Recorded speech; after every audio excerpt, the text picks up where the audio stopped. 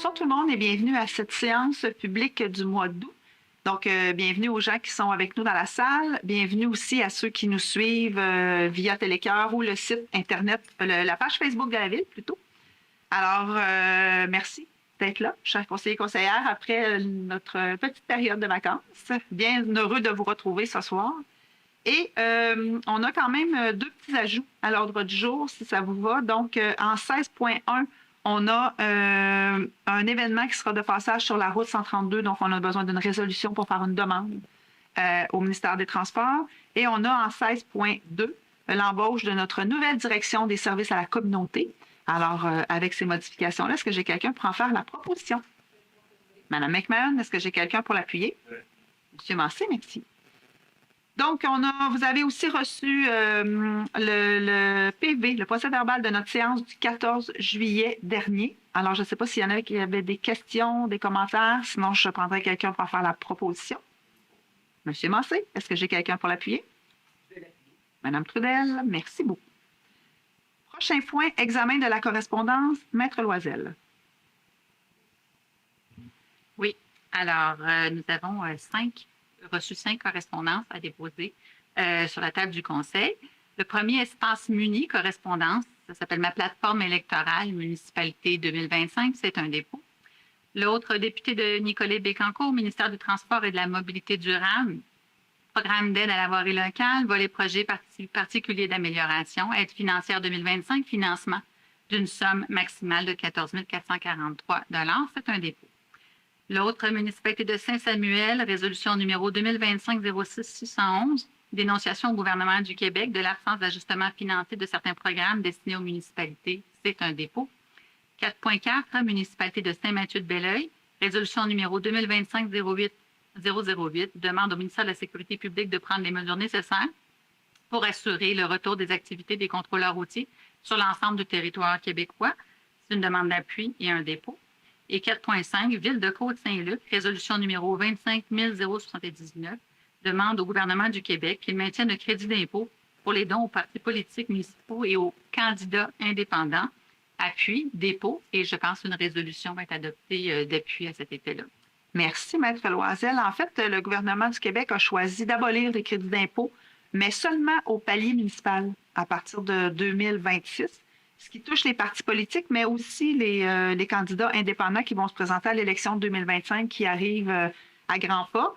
On souhaite quand même demander au gouvernement du Québec de rétablir pour les années 2026, mais aussi les années suivantes, le crédit d'impôt provincial pour dons à un parti politique municipal ou à des candidats indépendants, comme c'est le cas ici chez nous à Nicolet, puis de transmettre la présente résolution à notre premier ministre, François Legault, à M. Éric Girard, le ministre des Finances, à Mme Laforêt, qui est notre ministre des Affaires municipales et de l'Habitation, à notre député, M. Martel, et ainsi qu'aux deux unions municipales. Est-ce que j'ai quelqu'un pour en faire la proposition? Mme McMahon, est-ce que j'ai quelqu'un pour l'appuyer? M. Massé, merci beaucoup. Dépôt des rapports, Maître Loisel. Oui, alors, il y en a plusieurs ce soir, il y en a 8 en fait. Alors, 5.1, statistiques des permis émis par le Service d'aménagement du territoire et de l'urbanisme durable pour le mois de juillet 2025. Rapport concernant les contrats conclus et les dépenses effectuées par les fonctionnaires de la Ville de Nicolette pour la période allant du 1er au 31 juillet 2025, conformément à la loi sur les cités et villes. 5.3, décision numéro MFQ 2025-08-18 5072-40 du ministère des Finances, datée du 18 août 2025, donc d'aujourd'hui, concernant l'adjudication par ce dernier des missions d'obligation de la Ville de Nicolette au montant de 2 955 000 $, concernant les règlements d'emprunt numéro 164-2009, 261-2014, 361-2018, 363-2018, 391-2019, 403-2020, 421-2020 et 434-2021.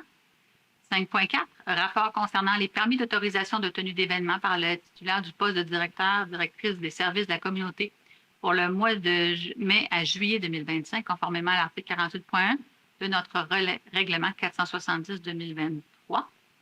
5.5, rapport de la directrice du greffe et des affaires juridiques de la Ville de Nicolette concernant les ententes qu'elle a conclues en lien avec les réclamations contre la Ville de Nicolette pour la période allant du 1er juillet au 12 août 2025, conformément à la loi sur les cités et villes. 5.6, rapport du directeur général adjoint de la Ville de Nicolette concernant l'entente qu'il a conclue en lien avec une réclamation contre la Ville de Nicolette, conformément à la loi sur les cités et villes. 5.7, rapport du directeur général par intérim de la Ville concernant les suspensions et le licenciement qu'il a fait pour la période allant du 1er au 31 juillet 2025, conformément à la loi sur les cités et villes, ainsi que notre règlement 470-2023. Et 5.8, c'est aussi un rapport du directeur général adjoint de la Ville concernant les suspensions qu'il a faites pour la période allant du 1er au 14 août 2025, conformément à la loi sur les cités et villes et au règlement relatif à la délégation de pouvoir. Et voilà. Merci beaucoup, Maître Loisel. Je cherchais... mes statistiques, je les trouve pas, mais encore une fois, je les ai vues passer, monsieur. Merci beaucoup, monsieur Turgeon. On voit que la valeur de nos permis est presque à la même égalité que celle de 2024. Donc, et on est à peine un petit peu plus que la moitié de l'année qui est passée. Donc, on se dirige encore vers une année record.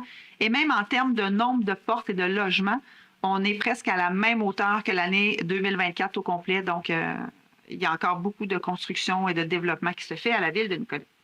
Merci beaucoup pour la diapo. Donc, on serait rendu maintenant au compte à payer les chèques, les prélèvements, dépôt direct pour la période du 11 juillet au 13 août. Les chèques numéros 1654 à 1670 pour un total de 23 489,18. Les prélèvements du 11 juillet au 13 août pour un total de 317 795,80. Et la période de dépôt direct, toujours la même période, 11 juillet au 13 août. Numéro de dépôt direct 91 64 à 93 00. Total de 2 245 073 et 78 sous. Est-ce que j'ai quelqu'un pour en faire la proposition? Je vais vous le proposer. Merci beaucoup, Mme Trudel. Est-ce que j'ai quelqu'un pour appuyer? Monsieur Jutras. On n'avait rien, gestion contractuelle. Je vous amène aux ressources humaines. Donc, on a quelques points. En débutant par l'embauche d'un préposé aux infrastructures sportives et récréatives. Mme Trudel. Oui, en fait, on est venu remplacer ici un départ. Donc, la résolution, c'est on a fait comme d'habitude l'affichage interne-externe pour ce poste. Le processus a favorisé la rencontre de 2 candidats et le candidat qui a été retenu, c'est M. Hamel, qui, selon le jugement de la direction générale, M. Hamel possède vraiment les années d'expérience requises pour le poste. Donc, la résolution, c'est on ratifie le processus d'embauche et d'embaucher à compter du 19 août 2025 M. Hugo Hamel au poste de préposé aux infrastructures sportives et récréatives. C'est un poste à temps plein et avec un statut permanent, le tout à l'échelon 1 de la classe d'emploi 3. Ce poste est selon les modalités qu'on retrouve évidemment à la convention collective entre la Ville et les employés. Donc, j'en fais la proposition. Est-ce que j'ai quelqu'un pour l'appuyer? Oui. Monsieur Marcy, merci beaucoup. Et bienvenue à M. Hamel. Service de l'ingénierie, maintenant, 8.2, opérateur, opératrice aux eaux usées, un statut occasionnel. Madame Trudel. Oui, et ça, on en est vraiment au niveau des membres du Conseil très heureux et très heureuses. Dans le fond, c'est un de nos employés qui s'en va à sa retraite, mais qui est prêt à donner du temps ponctuellement si à un moment donné, on a des besoins qui nous arrivent. Donc, la résolution est dans ce sens-là. Donc, on a fait un affichage interne-externe pour le poste d'opérateur aux eaux usées au statut occasionnel. Le processus a favorisé une rencontre d'un candidat qui est aussi un ancien employé, comme je vous disais. Et il montre de l'intérêt à poursuivre en ce sens. C'est que selon le jugement, évidemment, il était un employé de la direction générale. Bien, il a toujours toutes les compétences et les années d'expérience pour faire ce poste. Donc, on ratifie le processus d'embauche et on ratifie rétroactivement au 19 juillet 2025 l'embauche de M. Marc Gauthier au poste d'opérateur aux eaux usées, affecté au service de l'ingénierie avec un statut occasionnel. Et ça, c'est 100 garanties d'heures par semaine. Le tout à l'échelon 5 de la classe d'emploi 8 de ce poste, et selon toujours les modalités de la convention collective. C'est vraiment au besoin. C'est vraiment au besoin. Merci. C'est le fun d'avoir quelqu'un comme ça. Qui a une expertise. Puis qui est oui. prêt, on a des besoins à venir nous prêter main forte. Donc, Mme Trudel en fait la proposition. Est-ce que j'ai quelqu'un pour l'appuyer? Madame. Non, mais vous avez parlé en même temps. Service de l'ingénierie, toujours opérateur aux eaux usées, statut occasionnel. Oui, puis comme je mentionnais, ce pas des nouveaux postes, c'est vraiment, on a réajusté, donc on a dû combler des postes là, suite à des départs. Donc, c'est donc un affichage, c'est toujours un affichage interne-externe qui s'est fait. Ça a favorisé la rencontre de 4 candidats et c'est M. Danfos qui a démontré un intérêt et qui possédait les qualifications. Et même, je dirais, selon le jugement de la direction générale, M. Danfos possède vraiment les années d'expérience et ce qu'il faut pour ce poste. Donc, la résolution, c'est la même chose. On ratifie le processus d'embauche et on embauche M.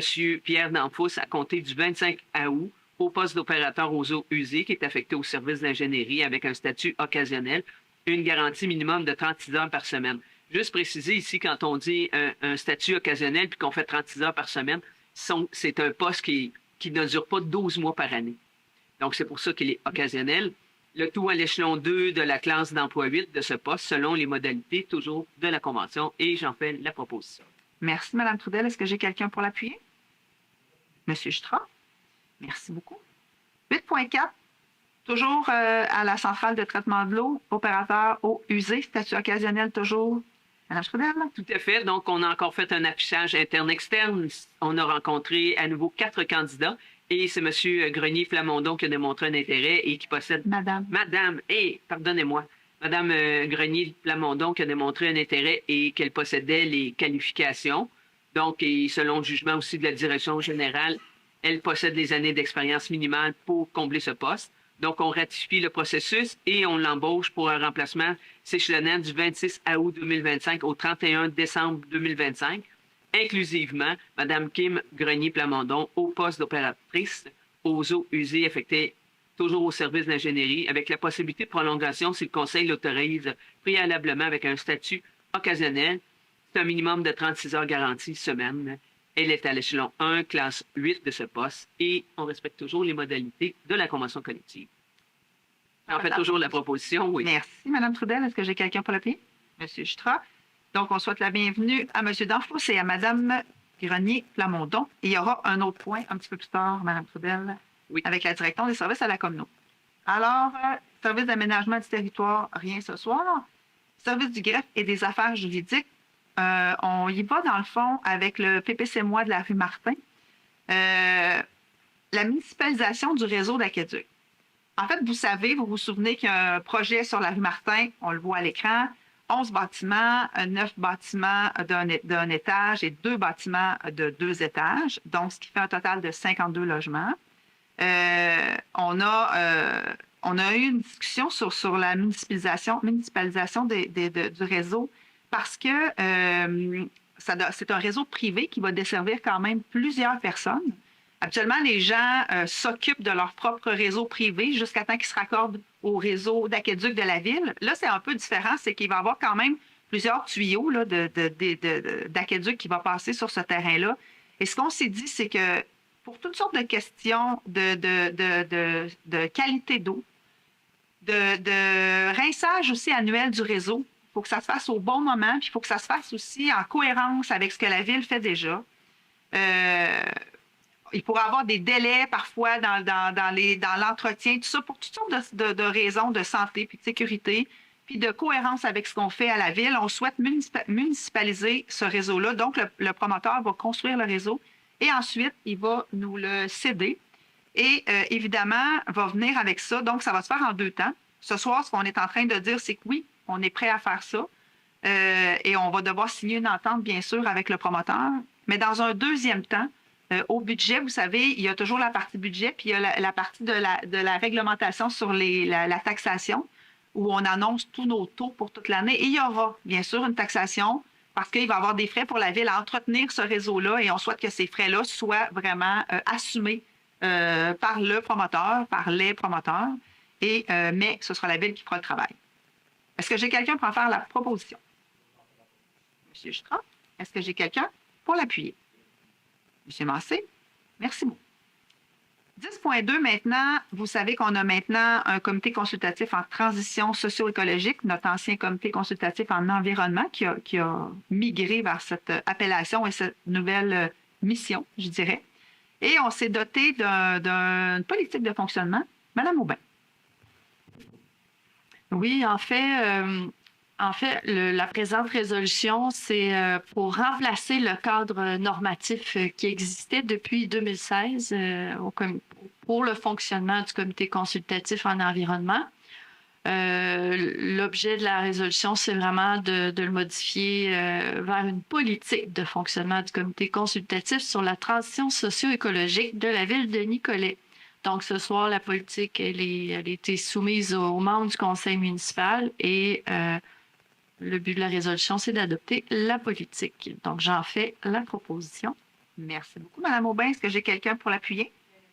Mme McMahon, merci. Et on a des nouveaux membres aussi dans ce comité-là. Mme Aubin. Oui, la prochaine résolution, en fait, il faut les nommer officiellement, les membres du comité de transition socio-écologique de la ville de Nicolet. Donc, l'objectif de la résolution ici est de présenter et de nommer les membres officiellement à compter de ce jour et jusqu'au 17 août 2026. Donc, ce sont des membres résidents de la ville de Nicolet. Donc, je les nomme ici. Madame Joanie Barry, Monsieur Luc Lancio, Madame Lisa-Claude Pépin-Laforge, Monsieur Réal Courchaine, Madame Christelle Montreuil, Madame France Proux, Madame Gaëtane Fortin, Madame Catherine Pelletier et Monsieur Martineau Vidot font partie du comité pour la prochaine année. Il y a aussi un membre du conseil municipal qui fait également partie du comité, qui préside le comité. Pour l'instant, c'est Stéphane Biron et il va le faire jusqu'aux prochaines élections, soit jusqu'au 2 novembre 2025. Merci beaucoup. Et j'en fais la proposition. Merci. Est-ce que j'ai quelqu'un pour l'appuyer? Je vais l'appuyer. Madame Trudel, merci. Puis quand on parle de politique, en fait, c'est qu'on a mis, il y a des éléments sur lesquels on ne s'était jamais pensé, entre autres, penché plutôt, sur le nombre de mandats. Il y a des gens qui sont là depuis très, très longtemps, puis c'est parfait parce qu'on profite de leur expertise, mais en même temps aussi de pouvoir changer de temps en temps, c'est correct. Donc, on s'est doté d'une façon de faire, une meilleure gouvernance, la présidence aussi, son rôle, qui doit l'assumer. Donc, c'est vraiment, on a bonifié un peu ce qu'on avait là, dans nos éléments de politique. Alors, merci beaucoup, Mme Aubin. 10.4 maintenant, pluie estivale 2023, transactions et quittances, Maître Loisel. Oui, alors, un peu de la même mouvance que dans le rapport, le dépôt des rapports tout à l'heure. Lors des pluies estivales 2023, il y a eu une poursuite contre la ville concernant certaines enfoulements d'égouts dans certaines parties de la ville. Et donc, suite pour parler des discussions entre les parties, une entente qui est intervenue. Donc, c'est d'autoriser l'entente hors cours dans le dossier de la Cour supérieure du Québec, district judiciaire de Trois-Rivières, portant le numéro 400-22-011-446-248 et autoriser la directrice du greffe et des affaires juridiques à signer tous les documents utiles et nécessaires pour et au nom de la ville de Nicolette afin de donner plein et entier effet à la présente résolution. Merci beaucoup. Est-ce que j'ai quelqu'un pour en faire la proposition? Monsieur Strauss, est-ce que j'ai quelqu'un pour l'appuyer? Madame McMahon, merci. 10.5 maintenant, avis d'assujettissement. En plus, quand je le dis dans ma tête, ça va toujours bien. Assujettissement au droit de préemption. Donc, un nouveau droit de préemption qu'on met en vigueur, c'est en fait, oui, c'est, je vais vous donner l'adresse, ça va être plus simple que le lot, 218-224 rue Saint-Joseph, donc le bâtiment qui a passé au feu le 13 février dernier. En fait, vous comprendrez que le terrain d'un grand intérêt à des fins municipales, on n'a pas beaucoup de leviers pour contrôler comment on veut que le centre-ville se développe. Le droit de préemption est un de ces outils-là que maintenant on peut profiter et c'est ce qu'on fait. Et c'est vraiment dans l'intérêt de la ville d'assujettir au droit de préemption certains immeubles pour des fins municipales. Il y a 12 fins municipales, celles qu'on attribue en fait à ce terrain-là, puis c'est pas limitatif, ça peut être dans tout ça, donc ça peut être espace vert naturel, espace public et parc, équipement institutionnel, habitation, notamment pour du logement social ou abordable, activités communautaires, équipement collectif, réserve foncière ou infrastructures publiques et services d'utilité publique. Alors, vous savez, un droit de préemption, c'est pour 10 ans. et c'est un premier droit de regard. Donc, si jamais le propriétaire souhaitait vendre et qu'ils avaient un acheteur, on doit être les premiers informés et on a la possibilité de l'acheter si on veut ou de ne pas exercer notre droit de préemption. Alors, la résolution est simple, c'est d'imposer pour une durée de 10 ans, à compter de l'inscription au Registre foncier du Québec, un avis d'assujettissement au droit de préemption sur l'immeuble identifié, celui que je vous ai dit pour des fins municipales, donc 218 à 224 rue Saint-Joseph. Est-ce que j'ai quelqu'un pour en faire la proposition? Madame McMahon, est-ce que j'ai quelqu'un pour l'appuyer? Monsieur Massé, merci beaucoup. 11.11 maintenant, règlement d'emprunt. Monsieur Allaire. Oui, précédemment, on a vu dans la rubrique des dépôts de rapports qu'on avait, en fond, la décision du ministère des Finances qui a eu aujourd'hui pour un emprunt de 2 955 000. Ça inclut du renouvellement d'emprunt, dans le fond, qui venait à échéance et également du nouveau financement concernant principalement là, les parcs que nous avons fait dans les 3 parcs qu'on a fait dans les 2 dernières années ou 3 dernières années, puis que vous voyez l'immobilier s'installer, tout ça en ce moment. Puis également aussi pour les travaux de la rue Notre-Dame, la rue Saint-Joseph au niveau du centre-ville. Donc ça, c'est le nouveau financement. Donc, on va chercher 2 955 000. Donc, la résolution, c'est une résolution de concordance de courte échéance qui veut dire que on fait des règlements d'emprunt dans le fond sur 20 ans, la plupart du temps. Dans ce cas-ci, vu que les renouvellements sont aux 5 ans, c'est pour ça qu'on dit que c'est une courte échéance. Donc, c'est pour venir, dans le fond, autoriser ça, de financer pour les 5 prochaines années. Les obligations, c'est des obligations, vu qu'on est au-dessus de 2 millions d'emprunts, ça devient des obligations et non des billets municipaux, ça serait en bas de 2 millions. Également, c'est pour dire qu'on va payer les intérêts selon ce qui est prévu 2 fois par année et qu'on va payer le montant de capital de ça pour les prochaines années. Et dans le fond, la firme qui a eu le mandat, il y a eu 5 firmes financières. C'est Valeurs Mobilières Banque Laurentienne qui a remporté selon la décision du ministre et à un coût de 3,8 % au niveau des intérêts sur les 5 prochaines années. Donc, ce qui est, dans le fond, le plus avantageux pour nous là, dans toutes les présentations des firmes financières. Donc, c'est pour la résolution, c'est pour accepter le financement là, et adopter là, pour qu'on puisse, dans le fond, signer les documents également avec la firme, puis aller de l'avant avec cet emprunt. Merci beaucoup, M. Allaire. Est-ce que j'ai quelqu'un pour en faire de la proposition? M. Jutras, est-ce que j'ai quelqu'un pour l'appuyer? M. Massé, merci. 11.2 maintenant, la vente de 5 lots qui appartiennent à la ville. Vous vous souvenez qu'on a désigné, on le voit à l'écran, un corridor écologique. Donc, ça comprend le boisé du Séminaire, boisé des Sœurs, boisé Saint-Joseph. Ensuite, on s'en va vers le boisé Saint-Michel, puis ça continue. Ces 5 lots-là sont principalement dans le boisé Saint-Michel. On a aussi travaillé avec Nature Avenir, qui est un organisme de conservation, et on a déjà un lot qui a été acheté par Nature Avenir, un lot privé, parce que les propriétaires ont été visités. Donc, la ville est propriétaire de 5 lots, des lots qui sont non construisibles parce qu'il y a énormément de milieux humides sur ces terrains-là. Donc, ce n'est pas possible de construire. Donc, on a choisi, nous aussi, de les vendre à Nature Avenir pour une conservation à perpétuité. En fait, ils sont contigus aussi au terrain qui appartient déjà à Nature Avenir. Donc, c'est une façon d'agrandir de façon cohérente notre aire protégée existante, de consolider notre connectivité écologique dans un secteur stratégique et d'assurer la protection à perpétuité de ces milieux naturels. Donc, la résolution est d'autoriser la vente des terrains vacants, connus comme étant composés des numéros de lot. Je vais vous faire grâce, mais c'est 4 numéros de lot. Du cadastre du Québec, circonscription financière de Nicolette, et entre Nicolette et Nature Avenir, pour la somme de 3 300 $ avant taxe.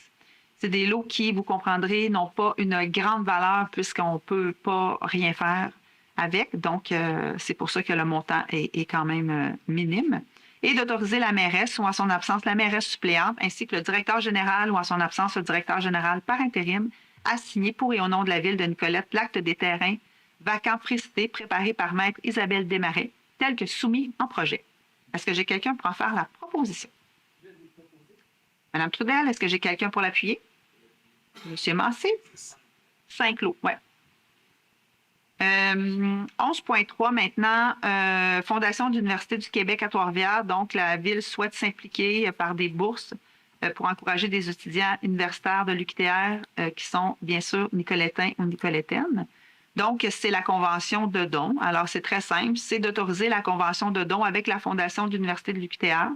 telles que soumises et conditionnement à ce que les bourses remises le soient à des citoyens, évidemment, de la ville de Nicolet. D'autoriser le directeur général ou en son absence le directeur général adjoint à signer. De désigner le coordonnateur au développement économique touristique afin d'assurer le suivi de ce dossier auprès de la Fondation. Et pour plus de détails, en fait, on se parle de 2 bourses de 1 500 $, donc 3 000 $ annuellement sur une période de 3 ans maximum. Donc, c'est 3 000 $ sur 3 ans pour 9 000. Est-ce que j'ai quelqu'un pour en faire la proposition? Madame McMahon, est-ce que j'ai quelqu'un pour l'appuyer? Madame Aubin, merci. Donc, il n'y avait pas de sujet sécurité incendie, travaux publics, services à la communauté. Alors, on serait rendu à l'adoption de règlements et avis de motion, en commençant par le 15.1, un règlement d'emprunt décrétant de dépenses de 3 500 000. 3 500 000. Pareil, hein? Non. J'ai vu vos yeux. On vient Monsieur Allaire. de diminuer les coûts. Donc, oui, c'est dans le fond, c'est l'avis de motion pour le règlement d'emprunt 523-2025, décrétant une dépense de 3 500 $. Et l'emprunt également pour la réalisation de travaux de réaménagement des terrains sportifs et des bâtiments, le parc municipal. Donc, c'est le parc à côté de l'aréna où est-ce que la surface de deck hockey, les terrains de baseball. Également, dans le fond, ça avait été fait dans le fond d'une subvention également de 1 902 911 $ qui vient du programme d'aide financière aux infrastructures récréatives, sportives et de plein air, donc le PAFIRSPA, pour financer ces travaux. Donc, les travaux, là, dans le fond, aussi, c'est pour autoriser les services professionnels, l'électricité, l'architecture des bâtiments. Également, c'est des terrains de pickleball, terrains de basketball, terrains de pétanque, un nouveau pavillon, réaménagement au niveau des terrains de baseball. Donc, c'est tout ce projet-là, dans le fond, qu'on veut aller, dans le fond, qu'on a commencé à faire les appels d'offres, les devis et tout ça. Donc, on a besoin d'avoir l'autorisation du financement pour pouvoir dépenser plus amplement au niveau de ce projet-là. Donc, c'est l'avis de motion ce soir. Et la partie de la ville est 1,1 million maximum. Exact. Donc là, j'ai besoin de quelqu'un pour déposer l'avis de motion et proposer le premier projet de règlement. Merci beaucoup, Mme McMahon. J'oublie. Ah, c'est ça. 15.2 maintenant. Toujours dans les règlements d'emprunt, décrétant maintenant une dépense de 4 694 000 $. Monsieur Allaire? Oui, le règlement 524-2025, donc effectivement 4 694 000 $ pour la réalisation des travaux de construction d'une station d'interception des égouts qui sera dans la route du port et la réfection de la station de pompage qui est la station quai. Dans le fond, donc, c'est pour faire exécuter les travaux de construction d'une station d'interception des égouts et également la réfection de la station de pompage dans les coûts estimés à 4 693 188. Donc, on va aller chercher coût maximal de 4 694 000, toujours en recherche de financement au niveau de ce projet-là. Et on continue à chercher notre financement pour essayer de diminuer les coûts le plus possible, comme dans tous les projets qu'on veut faire à la ville. Donc, ce soir, c'est l'avis de motion pour ce règlement d'emprunt-là qui va nous servir à réaliser là, les plans de vie, aller en appel d'offres, les services professionnels et tout ça. Merci beaucoup, M. Allard. Si vous avez suivi un petit peu l'actualité municipale, vous savez à quel point cette infrastructure, pas sportive, mais infrastructure, mais en tout cas, en fait, elle a du sport, mais c'est une infrastructure municipale est importante pour la suite des choses, pour le développement de la ville. On sait qu'on a besoin d'intercepter toutes les eaux usées pour les envoyer vers nos étangs. On va pouvoir augmenter le nombre de portes, puis on va pouvoir aussi soulager un peu, je vais dire ça comme ça, les résidents qui sont vers le port Saint-François. Et on va aussi en même temps faire la réfection de notre station de pompage qui est au quai. Alors là, on va vraiment être bien outillés, c'est le cas de le dire, pour pouvoir poursuivre du développement sans nuire aux gens qui sont déjà installés, parce que c'est toujours ça notre préoccupation. C'est à chaque fois qu'on ajoute une porte, c'est que les gens qui sont déjà ici continuent à avoir de l'eau et qu'on continue à prendre leurs égouts sans qu'ils soient pénalisés par la nouvelle construction. Donc, est-ce que j'ai quelqu'un dans ce cas-ci? Oui, et le premier projet de règlement? Monsieur Stra, merci beaucoup. Alors, on a fait le tour de notre ordre du jour. Ah non, c'est pas vrai, du tout. C'est vrai. 16.1. Donc, on a un événement qui est organisé par notre communauté autochtone. C'est la 3e édition d'une grande marche qui va se tenir entre le 23 et le 30 septembre avec le médecin Monsieur Volant. J'oublie son... Stanley Volant, merci. Donc, cet objectif-là, cet événement-là, plusieurs objectifs. On parle d'améliorer les relations entre les populations autochtones et allochtones, répondre aux besoins, aux appels à l'action du rapport de la commission Vien de 2019, de contribuer aux efforts nationaux de vérité et de réconciliation, de s'inspirer de l'expérience révélatrice d'Inu Meshkenou. Meshkenou, là, j'espère qu'il n'y a personne qui écoute ça, parce que sûrement je massacre le nom un peu, en offrant l'occasion aux participants de se dépasser individuellement et collectivement, de contribuer à la lutte contre le racisme et de promouvoir évidemment les saines habitudes de vie. Alors, la résolution, c'est d'autoriser le 23 septembre 2025 l'organisme à emprunter la route 132 située sur le territoire de la ville de Nicolette afin que la 3e édition de l'événement puisse se tenir, de ne pas s'objecter à la tenue de l'événement du 23 septembre, de mandater les services à la communauté d'assurer le suivi de cet événement auprès des divers services de la ville de Nicolette et notamment auprès du service de sécurité incendie et bien sûr de transmettre la résolution à la Sûreté du Québec ainsi qu'au ministère des Transports et de la Mobilité durable. Est-ce que j'ai quelqu'un pour en faire la proposition? Monsieur Massé, est-ce que j'ai quelqu'un pour l'appuyer? Madame Trudel, merci. 16.2, maintenant, on vous le disait d'entrée de jeu, on a procédé à l'embauche pour remplacer notre directrice des services à la communauté qui a quitté. Alors, Madame Trudel. Oui, comme dit, on est venu remplacer à ce poste puisqu'on avait eu un départ. Donc, on a procédé à un affichage interne-externe du poste. Ça nous a permis de rencontrer 4 candidates et Mme Catherine Marcotte parmi les personnes ayant démontré de l'intérêt. Et Mme Marcotte a démontré aussi un intérêt à occuper ce poste et qu'elle possédait les qualifications, le potentiel nécessaire et les aptitudes requises pour occuper ce poste et cette fonction.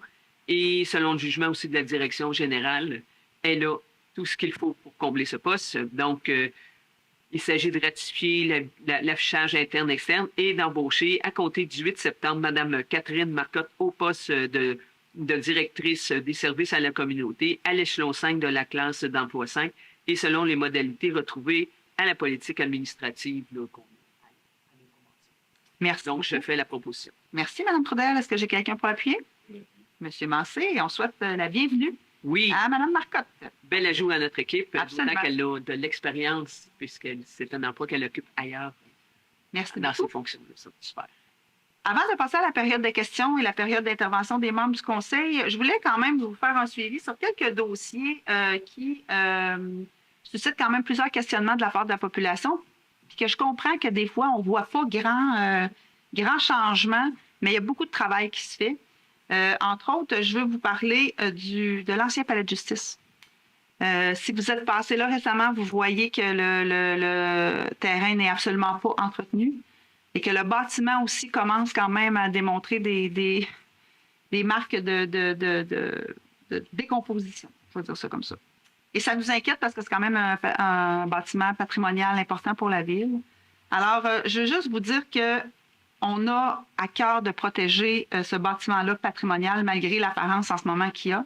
Il y a plusieurs interventions légales qui ont été faites. Il y a des constats d'infraction aussi qui ont été envoyés aux propriétaires. Et bien sûr, on doit suivre, tout ça se fait dans le respect des lois, mais les seuls délais qu'on ne contrôle pas, c'est les délais judiciaires. Mais sachez qu'à l'interne, le mot d'ordre a été passé, puis on a une excellente collaboration de notre administration, mais il n'y a pas de délais qui sont causés par la Ville. Donc, dès que nous, on arrive au bout de ce qu'on devait faire, on passe tout de suite à l'étape suivante. Après ça, ben là, quand c'est en cours, parfois, il y a des délais qui sont donnés aux gens, tout ça. Fait que ça peut avoir l'air que les dossiers n'avancent pas, mais de l'interne, les dossiers sont travaillés. On espère pouvoir vous en dire plus sur le palais de justice, mais sachez qu'on a une grande préoccupation de préserver ce bâtiment-là. 2 dossiers sur la rue Léon XIII, l'ancien incendie, on en a parlé tantôt avec le droit de préemption. Dans le fond, là, on travaille fort pour que les débris soient ramassés. On avait un certain laps de temps à donner au propriétaire pour qu'il puisse faire lui-même compléter les travaux de ramassage, ce qui n'a pas été fait, évidemment. Donc, là aussi, on a pris des moyens légaux pour que ça soit ramassé. Donc, en fait, ce qu'on souhaite, c'est d'avoir un jugement pour que le propriétaire soit dans l'obligation de ramasser ou que la Ville puisse le faire aux frais du propriétaire. Et pour ça, ça nous prend un jugement de la Cour. On peut pas débarquer puis ramasser. Et à chaque fois qu'on a un jugement, le juge donne un délai à la personne pour pouvoir mettre en application la décision du juge. Donc, c'est sûr qu'on on se promène entre des 30 puis des 45 jours. Puis, fait que c'est ça qui se passe. Mais c'est un dossier qu'on suit de près, puis on espère voir disparaître sous peu. Je ne sais pas si ça va être avant les élections, mais avant la neige, s'il vous plaît, là. Ensuite, l'autre bâtiment sur Léon XIII, celui qui est placardé. Malheureusement, ce bâtiment-là a perdu plus de 50 de sa valeur. Donc, c'est un bâtiment qui doit passer à la démolition. Il est passé d'ailleurs au comité de démolition. Et là, ce dossier-là aussi est judiciarisé. Donc, les délais sont pas de notre côté, mais on est en attente d'un jugement de démolition pour ce bâtiment-là, qui devrait aussi venir sous peu. Bonne nouvelle, par contre, on avait aussi un dossier sur la rue Monseigneur-Plessis. Il y a eu un incendie il y a plusieurs années, mais il reste les fondations encore sur le terrain. Et là aussi, on était en démarche légale et on a une ordonnance. On vient tout juste d'obtenir une ordonnance de démolition des fondations. Donc, ça devrait là, se faire d'ici le mois d'octobre. Alors voilà, je trouvais ça quand même intéressant que de vous dire que oui, les délais sont longs, les dossiers sont complexes, mais la Ville est à pied d'œuvre pour faire exercer ses droits, puis s'assurer qu'on ne perde pas de patrimoine, parce que comme je vous dis déjà, le bloc sur Léon XIII devra être démoli. On ne souhaite pas voir d'autres bâtiments patrimoniaux tomber sous le pic. Voilà. Alors, on serait rendu à la période de questions. Je ne sais pas s'il y a des questions dans la salle. Pas de questions? Donc, on serait rendu à la période d'intervention des membres du Conseil. Merci, Mme Toudel. Mme McMahon? Moi, j'en ai une. Donc, vous commencez à sentir l'odeur de la rentrée scolaire. OK? Donc, nos jeunes, nos moins jeunes vont retourner à l'école. La circulation en va être un peu plus volumineuse, je ne sais pas comment dire ça. Donc, je demande à toutes les personnes qui conduisent un véhicule et toutes les personnes aussi à pied, donc c'est un aller-retour, comme on dit, d'être très vigilants parce que l'école va commencer puis il va y avoir beaucoup d'effervescence dans nos rues. Alors, bon retour à l'école pour tous ceux qui vont à l'école, puis c'est ça. Merci. On sent la nostalgie de l'ancien professeur. Merci, Massé. J'ai juste secondé ma collègue sur la sécurité et souhaiter une bonne rentrée scolaire à tout le monde. Merci, Jutra. Dans le même ordre d'idée, la rentrée scolaire, on est en train de faire des modifications, vous allez voir sur la rue Pierre-Laviolette. C'est vraiment pour sécuriser les passages des enfants, puisque les enfants doivent passer d'école Curé-Brassard au sous-sol du musée pour la bibliothèque, entre autres, puisqu'ils n'ont plus de place dans les locaux de l'école pour le faire. C'est pour ça qu'on a mis, vous allez voir, là, il y a des murs qu'on a. Ça s'appelle des jerseys, je cherche le mot en français. Des murs de béton. Des blocs de béton. Des blocs de béton, exactement, qui vont faciliter ça. Puis ça va aider un petit peu au trafic à ralentir un peu parce que ça empiète quand même un petit peu sur la voie. C'est ce qui va donner une chance à la traverse. Et encore une fois, je dis tout le temps, les parents sont très prudents quand ils ont leurs enfants avec eux, mais on dirait qu'une fois débarqués du véhicule, ils oublient qu'il y a d'autres enfants qui sont sur la rue. Donc, grande prudence pour avoir travaillé pendant 14 ans au musée, avoir vu différentes choses sur la rue La Violette, c'est assez épeurant des fois. Ouais. Des virages en U, communément appelés des U-turns et tout ça. S'il vous plaît, c'est vos enfants, même s'ils ne sont pas dans votre voiture, c'est des enfants quand même. Je vous demande grande prudence, M. Chantal, d'avoir amené ce point-là. Je l'avais moi aussi. Puis bonne rentrée à tout le monde. Hein. La saison recommence pour nous aussi. Hein. On va chausser nos patins, puis on commence à réaffiler nos larmes, puis on s'en repasse. Merci. Voilà. Jutra? Oui. Merci beaucoup d'avoir été avec nous ce soir. Prochaine séance du mois de septembre, peut-être la dernière pour certaines ou certains d'entre nous. Peut-être nous tous. Personne n'est à l'abri de la démocratie. Parce qu'en octobre, dépendamment de ce qui va se passer, on pourrait ne pas avoir quorum pour siéger. Si nous sommes tous en élection ou plusieurs en élection. Donc, on va se revoir en septembre. D'ici là, je vais prendre quelqu'un pour lever l'Assemblée de ce soir. Madame McMahon, Monsieur Jutra, merci beaucoup tout le monde. Merci aux gens à la maison. Bonne fin de soirée.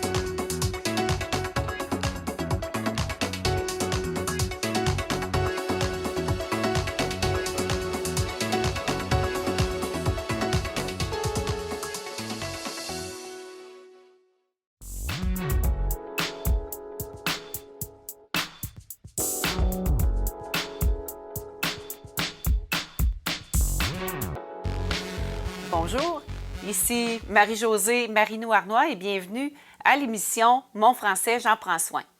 Aujourd'hui, nous aborderons comment la lecture peut nous aider à améliorer notre français. Quel est votre rapport à la lecture? Est-ce que c'est une activité qui vous enchante ou qui vous rebute?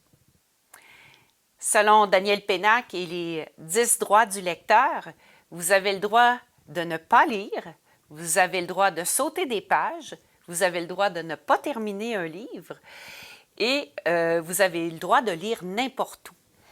Donc, comme il est possible de lire n'importe où, la lecture devient une belle activité pour combler nos moments d'attente et transformer ces moments en opportunités d'apprentissage.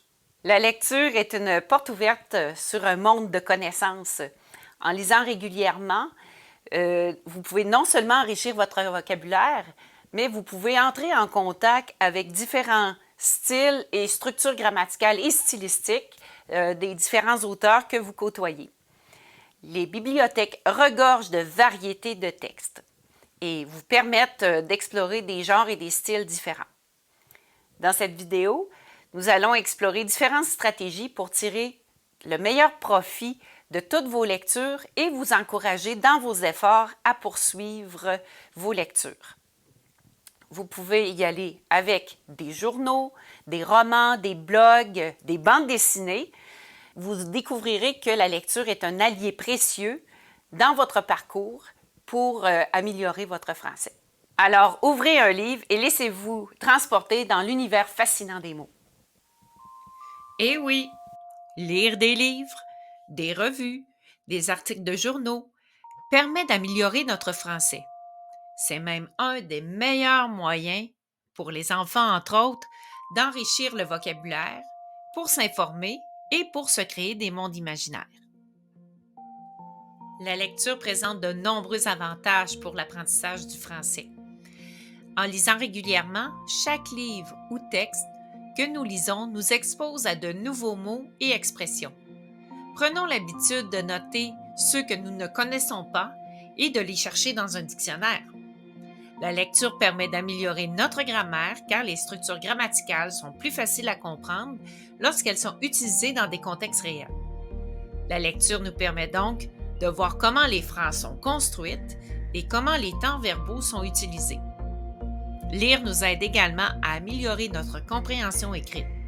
Plus nous lisons, plus nous nous habituons aux tournures de phrases et au style d'écriture. Mais comment choisir les bons livres? Voici quelques conseils. Il est primordial de choisir des livres adaptés à notre niveau de lecture. Si vous êtes plutôt débutant, commencez par des livres plus simples, tels des bandes dessinées. Pour les niveaux intermédiaires et avancés, choisissez des romans ou des essais. Aussi, pour alimenter votre plaisir de lire, je vous propose de vous tourner vers des sujets qui vous intéressent et vers des textes dont le style vous rejoint. Que vous aimiez les romans policiers, la science-fiction, la romance ou les biographies, l'important est de lire des sujets qui vous passionnent. Cela rendra la lecture plus agréable et vous serez plus motivé à continuer.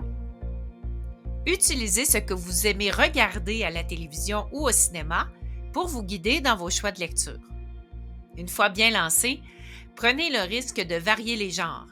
N'hésitez pas à explorer différents genres littéraires.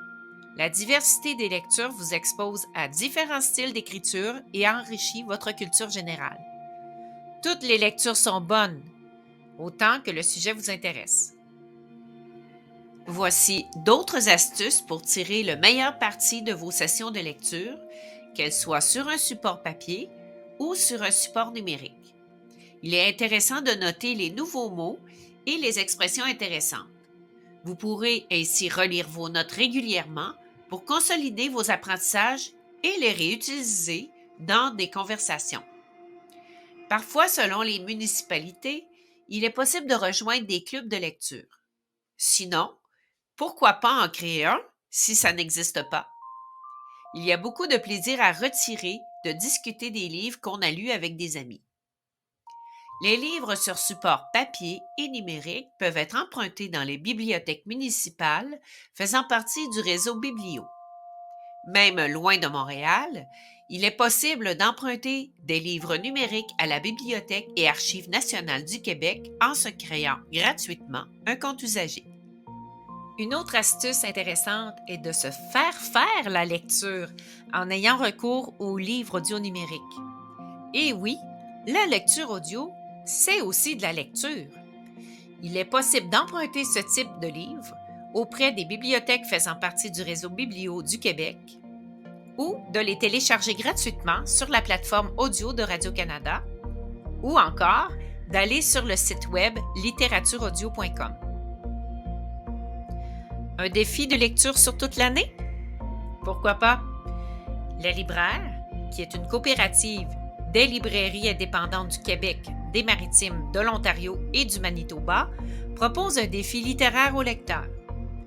Je vous laisse le plaisir de découvrir les suggestions déposées pour l'année 2024. Bonne lecture! Merci d'avoir suivi cette capsule qui parlait de la lecture comme moyen pour améliorer notre français.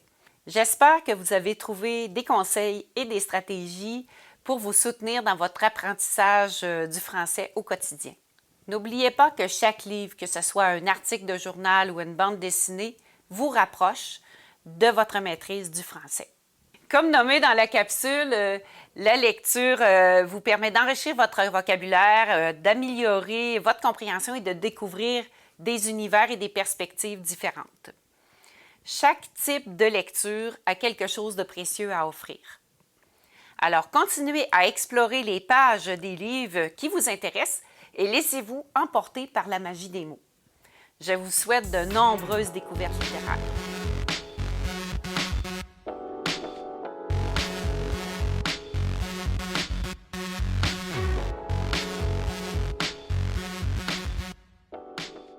Salut tout le monde, ici Daniel Grenier pour vous parler des télévisions communautaires autonomes. Pourquoi? Parce que c'est important et que, même sans l'aide d'un magicien, elles risquent de disparaître. Yeah! J'adore les jokes de magie. Je vais continuer. Yes! La première fois que j'ai fait une entrevue à la télévision, c'était à la télévision communautaire des Bois-Francs. Oui, moi et mon groupe d'humour, nous avions fait une entrevue et même 2 sketchs. Bon, là, j'entends des gens dire à la maison « Hey, montre-nous-en un bout, montre-nous-en un bout. » Ah, non. Bon, OK, un petit extrait. Wow. Là, ça va faire m'appeler à la police, vous allez avoir une amende. Il y aura qu'à apporter des pinottes aussi! Avec des bonnes pistachios! Grâce à cette expérience, j'ai appris que faire de l'humour devant personne, ça rit moins. 42 télévisions, situées dans 15 régions administratives du Québec. Elles parlent des enjeux locaux et font rayonner les citoyens en leur donnant accès à un média accessible. Je la savais par cœur, celle-là. Ensemble, encourageons les télévisions communautaires autonomes. Ah, ça roule encore?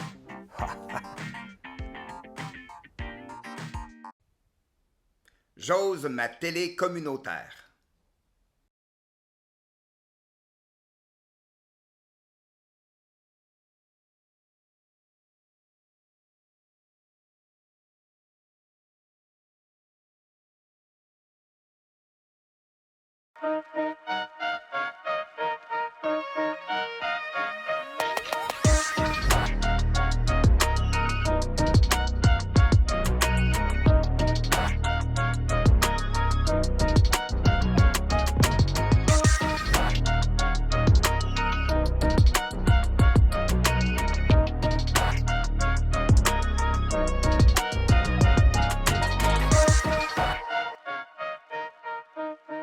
Physiquement, mentalement et socialement, la pandémie a été difficile pour tout le monde.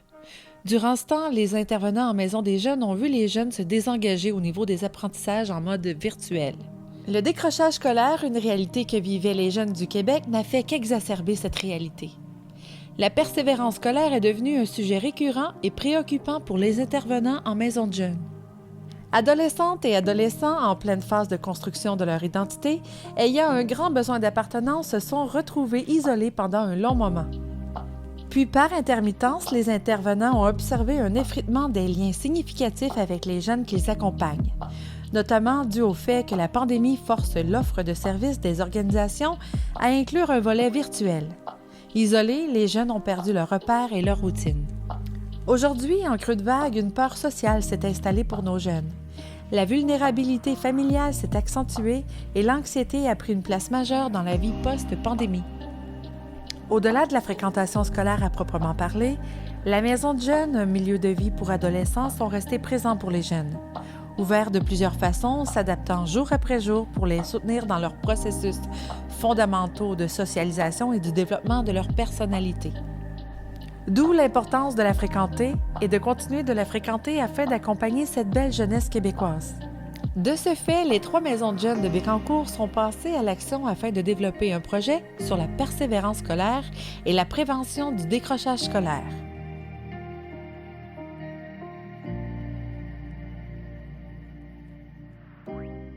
Je trouvais ça un peu compliqué, mais à force d'en faire plusieurs, j'ai été capable d'en faire des paragraphes. Nous avons pensé à revenir aux bases et susciter l'intérêt des jeunes avec de nouveaux apprentissages. Et là, tu es devant ton œuvre qui n'est pas achevée encore, mais pourquoi tu t'es inscrite aux ateliers d'art? Parce qu'en fait, l'art, ça m'intéresse, puis ça avait l'air très intéressant de faire de l'art, puis ça m'intéressait d'apprendre à faire ça. Il s'agit de la MDJ de Sainte-Gertrude, de la MDJ La Forteresse du secteur Saint-Angèle-de-Laval et de l'Éclipse Bécancour. Tous membres du regroupement des Maisons des jeunes du Québec, elles en partagent leur mission. Soit être un lieu de rencontre pour les jeunes de 12 à 17 ans qui, sur une base volontaire, viennent à la MDJ afin de participer aux activités quotidiennes animées par des adultes qualifiés et significatifs dans le but de devenir des citoyens et citoyennes critiques, actifs et responsables en vivant des expériences diverses. Il peut y avoir des activités comme la ronde à l'expo. Il peut y avoir des activités aussi qui vont se passer à l'MDJ, comme, mettons, tournoi de 21, d'autres activités. Puis aussi, il peut y avoir juste des thématiques libres qui ont fait un peu qu'est-ce qu'on veut à l'MDJ avec les animateurs. La passe-temps, on peut soit partir une conversation sur quelque chose qui s'est passé durant la journée ou de quelque chose qu'on va apprendre, ou il peut y avoir des thématiques sur des choses importantes. Comment y parvenir? En temps normal, il suffit de vivre des expériences variées avec les jeunes et les intervenants adultes significatifs dans les maisons de jeunes afin qu'ils découvrent leurs forces, leurs faiblesses, leurs besoins et leurs goûts. Mais dans ce projet, nous avons profité de ces ateliers pour inviter d'autres ressources à se joindre à nous pour favoriser l'harmonisation des connaissances des jeunes et avec des services offerts dans la région. Merci à nos partenaires que sont la Table régionale de l'éducation Centre du Québec, la Relance Nicolas Bécancour. La relance, ça implique dans le projet l'art de persévérer parce que pour nous, c'est vraiment important tout ce qui est la persévérance scolaire puis de donner une motivation aux jeunes. Donc, dans nos principaux objectifs, là, quand on fait de la prévention universelle, on veut que le jeune se développe des facteurs de protection, des intérêts, des passions et qu'il parte à la découverte vraiment de sa personne, donc d'augmenter la connaissance de soi. Donc, la rue Bécancour aussi était partenaire du projet. Oui, on était partenaire. On n'était pas aussi engagés que les Maisons des jeunes, bien entendu, mais on était quand même présents pour participer à ces activités-là. Alors, c'était quoi pour vous l'avantage de ce programme-là, de ce projet-là? Bien, je pense que c'est un regroupement de Maisons des jeunes. Donc, si un regroupement de Maisons des jeunes, il y a un regroupement de jeunes plus concentré. Donc, moi, ça me permet de voir beaucoup plus de jeunes sur place, puis ça me permet de rentrer en contact avec eux autres.